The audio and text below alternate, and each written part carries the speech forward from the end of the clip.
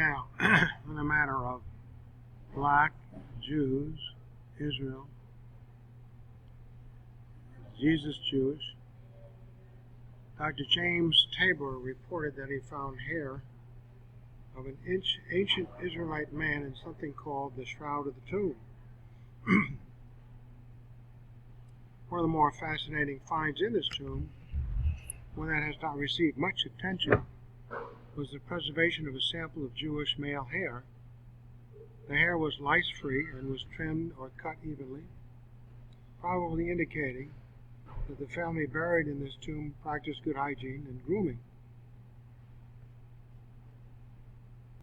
The length of the hair was medium to short, averaging 3 to 4 inches. The color was reddish. This is supportive of the view that the ancient Israelites were not black Africans. There also, as earlier, found a braided hair of a woman at Masada. The length of the hair indicates that it was from a woman. The color is now quite dark, but since the hair darkens as it ages, its original shade cannot be determined. Quite dark would indicate that it was not originally black, hence it would have been blonde, brown, or red. A picture of it in the above paper indicates that the individual hair strands were round like Caucasoids have. It was not flat kinked as Negroids have. This also would indicate she was not a black African. Now, some claim she was not an Israelite, but most scholarly sources I checked with believe that she was. Getting back to the tomb of the Shroud is about 2,000 years old. There were about 20 Jews buried there. Some note some information about the DNA result. Mitochondrial DNA analysis confirmed the locks of the hair were contextually associated with the skeletal remains found in locus SC1. The haplotype designations for the mtDNA analyses are popular categorizations that have been used extensively in the past to infer or imply population movements. The haplotypes for the tomb of the Shroud individuals are commonly distributed throughout the north of Africa and the Middle East through Eastern Europe. The tomb occupants exhibit a number of different maternal influences. Maternal relatedness of these individuals supports inferences that this Akeldama site was a family tomb which was in use in the 1st century CE. Hence, 2,000 years ago, those Jews of the family that were buried there were not black Africans. The DNA 2,000 years ago is consistent with recent research on the Jews. A series of analyses was performed to address whether modern Jewish Y chromosome diversity derives mainly from a common Middle Eastern source population or from admixture with neighboring non-Jewish populations during and after the diaspora. Despite their long-term residence in different countries and isolation from one another, most Jewish populations were not significantly different from one another at the genetic level. Admixture estimates suggested low levels of European Y chromosome gene flow into Ashkenazi and Roman Jewish communities. A multi-dimensional scaling plot placed 6 of the 7 Jewish populations in a relatively tight cluster that was interspersed with Middle Eastern non-Jewish populations, including Palestinians and Syrians. Pairwise differentiation tests further indicated that these Jewish and Middle Eastern non-Jewish populations were not statistically different.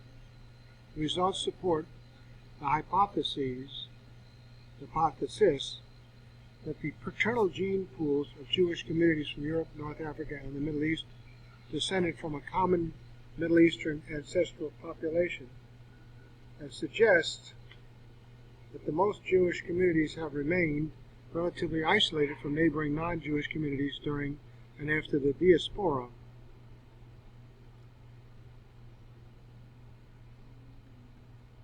Jews were not originally black and displaced by white people like some have erroneously claimed.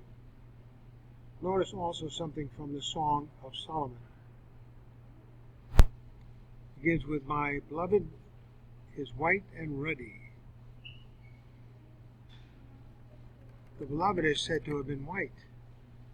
Now the Hebrew word rendered shash, translated as white, does not necessarily mean the color white, though it can. It means bright or dazzling. Now the famous Hebrew rabbi known as Rashi wrote the following about the above. "My beloved is pure white," white as in they were whiter than milk. But now notice something else from the Song of Solomon. "I am dark but lovely, O daughters of Jerusalem, like the tents of Kedar, like the curtains of Solomon. Do not look upon me because I am dark, because the sun has tanned me." Notice that the woman is black from the sun. She would not have said that if she was black from birth. White people can tan to be quite dark from the sun. Yet at least one proponent of black Israelism has improperly pointed to the Song of Solomon as proof.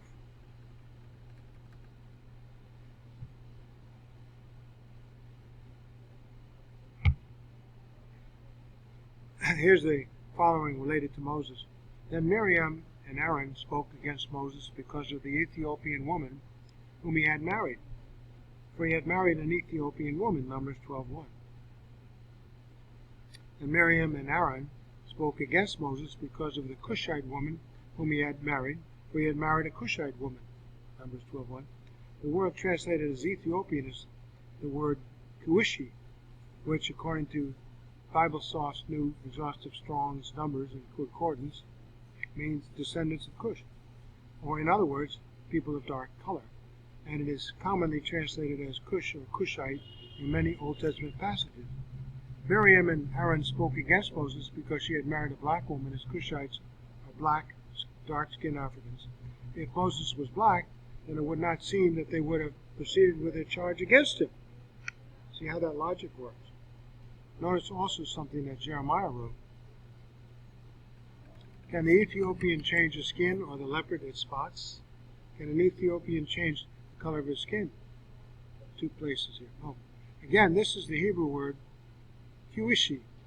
It would make no sense that Jeremiah would refer to a different people. His own people were black.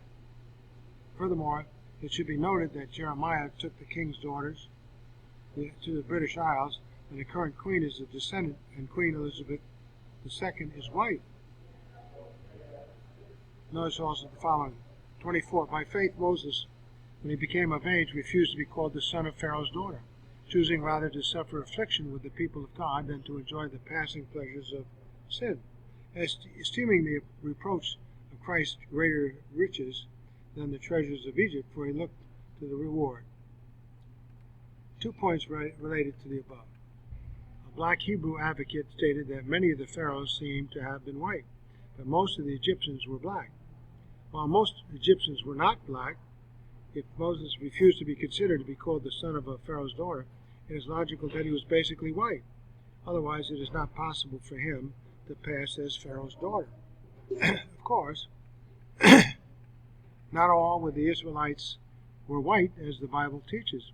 A mixed multitude went up with them also. Furthermore, I had a university professor who looked Chinese, but said he was Jewish. So yes, there was some interbreeding, and yes, there are some black people who are also interbred with Jews and other Israelites. So 1st century Roman coins. Some have tried to claim that the Jews were black, hence Jesus was black. Because of that claim, I also located some photos of the 1st century AD coins, the century Jesus was executed in. After General Titus conquered Jerusalem in 70 AD, Emperor Vespasian issued coins, the backside of which shows conquered Jews. Titus on the left, Jewish man on the bottom right. Vespasian on the left, captured Jewish soldiers on the right. Notice that the Jews were not African. two captured men have traditionally Caucasoid, not Negroid hair. The inscription on the second coin is in Latin as Idia Capta, which translated into English as Judea taken. These coins are clear evidence that the Jews of the first century, like Jesus, were not black Africans. The Jews were Caucasians. If most Jews of Jesus' time were black, the coins would have been expected to portray that, but they do not. These are absolute historical proof, no matter what color people may think the ancient Egyptians were or what their DNA was. The issue is whether the ancient Jews of Jesus' time were predominantly black. The Roman coins prove that they were not. Scythians. Various ones have claimed that the lost tribes of Israel went from Israel to the land of the Medes, and then through Scythia, and then into Europe. Several centuries after the departure of the 10 tribes under Jeroboam, the kingdom of Israel was overtaken by the Assyrian Empire. The Assyrians removed most of the people of the 10 tribes northeast and replaced them with peoples from various lands. This is recorded in the Bible and occurred in the 8th century BCE. The people were placed in cities in the land of Medes. That land ended up being fairly close to land that the nomadic Scythians later occupied. Some of the people moved north in various ways.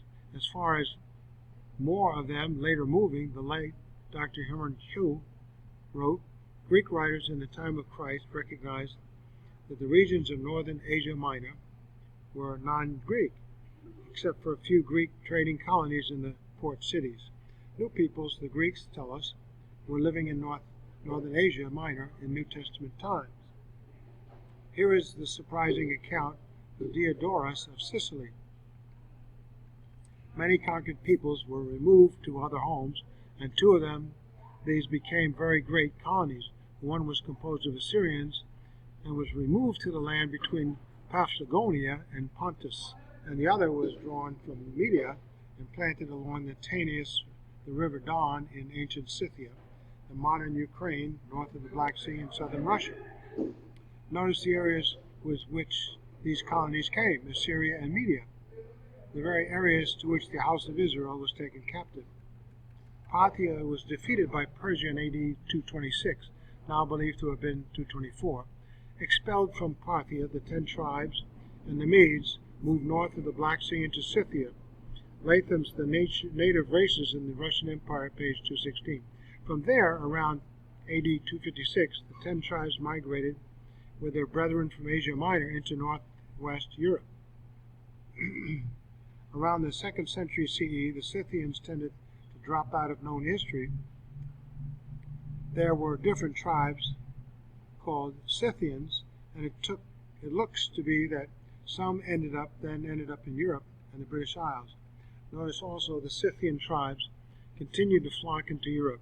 The Saxons were a Scythian tribe, and of the various Scythian nations which have been recorded, the Sakai or Sakai are the people from whom the descendant of the Saxons can be inferred or implied.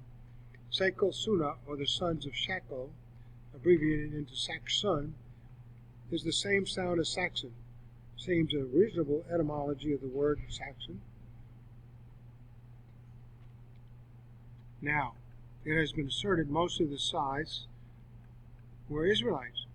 Who were the Scythians, or Sais, as they were often called? And how did the name Scythian originate? This was one of the names of the 10-tribed house of Israel bore into their captivity. The most likely derivation of this word is as follows. The word Scythian appears to be derived from the Hebrew word Sukkoth, and we shall later see that the language of the Scythians was very similar to Hebrew's language. Strong's exhaustive concordance defines this word as follows. Kokoth, Sukkoth, or Kutkoth, Sukkoth, Booth, Sukkoth, the name of a place in Egypt, and of 3 in Palestine. So the Hebrew language was written only in consonants. The vowels had to be supplied by the reader. If one takes out the vowels from the Hebrew word Sukkoth, the basic part of the word is